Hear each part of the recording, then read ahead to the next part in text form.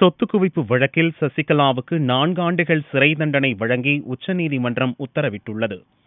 சொத்து குவிப்பு வழக்கில் மறைந்த முன்னாள் முதல்வர் ஜெயலலிதா, சசிகலா, இளவரசி, சுதாகரன் ஆகியோருக்கு பெங்களூர் தனி நீதிமன்றம் 4 ஆண்டு சிறை தண்டனை விதித்தது. அந்த தண்டனையை கர்நாடக உயர்நீதிமன்றம் ரத்து செய்து 4வரையும் விடுவித்தது. அதை எதிர்த்து உச்சநீதிமன்றத்தில் கர்நாடக அரசு மேல்முறையீடு செய்தது. அந்த வழக்கை விசாரித்த பினாகி சந்திரகோஷ், அமிதா ராய் ஆகியோரை கொண்ட அமர்வு கடந்த ஆண்டு ஜூன் மாதம் தீர்ப்பை தேதி குறிப்பிடாமல் ஒத்திவைத்தது.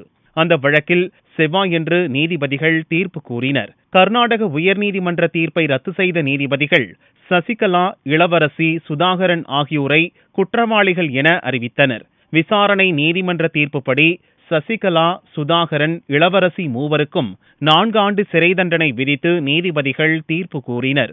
ஜெயலலிதா மரணமடைந்ததால் அவர் வழக்கிலிருந்து விடுவிக்கப்பட்டுள்ளதாக நீதிபதிகள் அறிவித்தனர்.